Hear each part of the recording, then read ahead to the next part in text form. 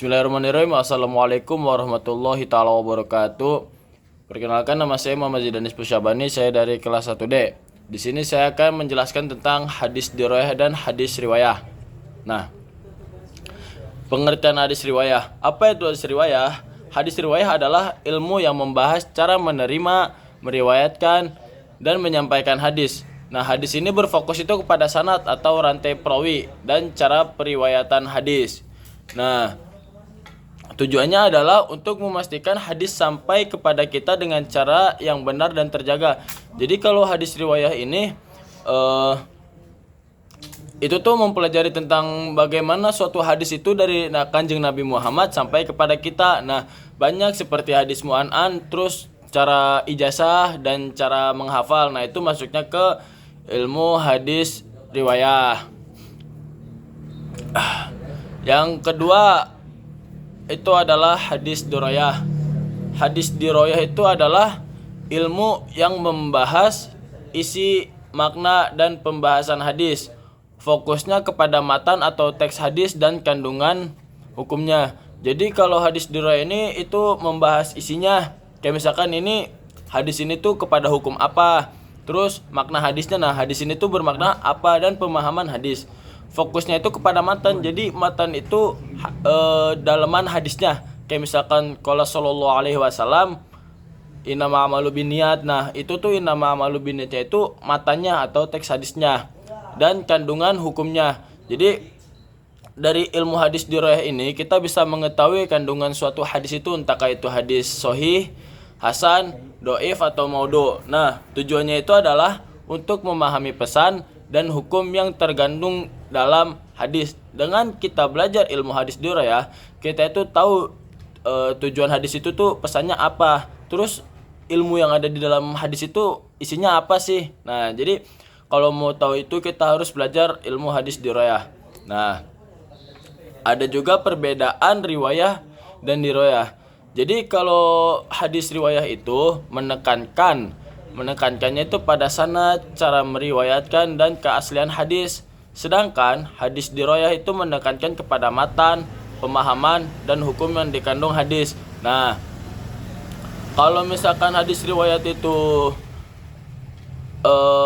kepada sanadnya atau kepada yang kayak Nabi Hurairah kayak gitu, sama keaslian hadisnya kan biasanya banyak yang hadis palsu. Nah, terus kalau misalkan hadis dirayah itu dalamannya, ini tuh hadisnya tuh bener apa enggak, hadisnya tuh hasan atau doif atau maudhu atau sahih lah. Nah, jadi kesimpulannya itu hadis riwayah itu fokus kepada jalur penyampaian dari Kanjeng Nabi sampai kepada kita. Nah, kalau dirayah itu fokus kepada isi. Kan banyak tuh hadis yang diganti-ganti sama Syiah begitu. Itu nanti kalau misalkan kita mau tahu ini asli apa enggak hadisnya, kita harus belajar dirayah. Terus kalau misalkan kita mau tahu ini hadisnya dari siapa, kita harus belajar hadis riwayah. Nah, contoh hadis riwayah dan dirayah. Nah, contoh yang hadis riwayah itu adalah mengkaji sanad hadis dari Imam Bukhari hingga sampai kepada Kanjeng Nabi Muhammad. Nah, jadi contohnya itu kita mengulik nih hadis ini tuh dari Imam Bukhari dari siapanya, dari gurunya misalkan gitu. Dari gurunya tuh dari mana lagi ke atas sampai ke Nabi Muhammad. Terus juga meneliti keadilan dan hafalan para perawi. Jadi di dalam ilmu hadis riwayah juga kita harus mengetahui suatu sifat si perawinya. Jadi kayak misalkan perawi ini adil enggak, terus perawi ini apal berapa hadis. Nah, terus contoh yang kedua itu contoh dirayah. Contoh dirayah adalah memahami makna hadis tentang niat, yaitu sesungguhnya amal tergantung niat. Nah, jadi kalau contoh dirayah itu yang innama a'malu binniyat. Nah, itu kan tadi kalau ilmu dirayah itu kepada matan hadis. Nah, itu matan hadisnya itu innama a'malu binniyat, yaitu sesungguhnya amal tergantung niatnya. Terus juga contohnya itu mengambil hukum bahwa niat penting dalam ibadah. Ada juga hadis makalah Imam Syafi'i berkata, niatul muslimin khairum min amalihi. Niatnya seorang muslim itu lebih baik daripada pekerjaannya. Jadi kita itu niat udah ini, kalau misalkan kita niat berbuat kebaikan, kita udah dinilai kebaikan sebenarnya. Apalagi kalau dilakukan lagi, misalkan kita niat mau sedekah nih tapi nggak dilakukan, tapi itu suatu kebaikan ditulis, itu apa niatnya. Terus kalau misalkan kita udah niat sedekah terus ditambah kita melakukannya, itu pahala kita lebih banyak lagi soalnya udah niatnya bagus terus dikerjakan pula, jadi pahalanya plus plus. Nah, apa sih? Dari tadi kan kita belajar tentang ilmu hadis diroyah dan riwayah. Nah, apa sih manfaatnya? Nah, jadi manfaat tentang mempelajari hadis riwayah dan hadis diroyah adalah menjaga kemurnian hadis dari pemalsuan. Kan sekarang banyak banget tuh yang ngarang-ngarang hadis lah. Tapi itu tuh nggak murni dari Nabi Muhammad.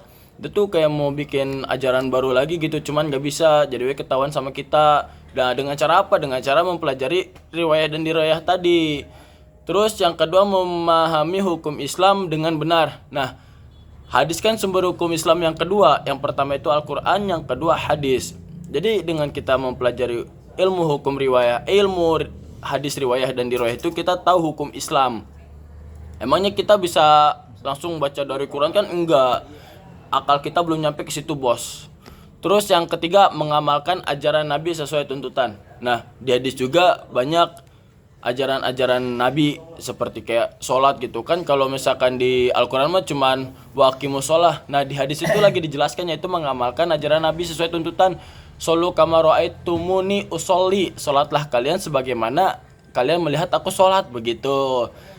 Yang keempat berarti meningkatkan kecintaan kepada Rasulullah. Nah, dengan cara kita belajar hadis ini, otomatis kita itu cinta kepada Rasulullah. Nah, kalau kita cinta kepada Rasulullah, niscaya kelak di hari kiamat itu kita dibarengin sama Nabi. Soalnya kan ada satu hadis, barang siapa yang cinta kepada seseorang, niscaya di akhirat itu akan dikumpulkan dalam satu golongan. Nah, kalau misalkan kita cintanya sama K-pop gitu, nanti di akhiratnya kita barengnya sama Jungkook begitu. Kalau misalkan kita cinta kepada Nabi, nah nanti kita di akhirat bareng sama Nabi tuh, satu bahtera, satu kapal laut.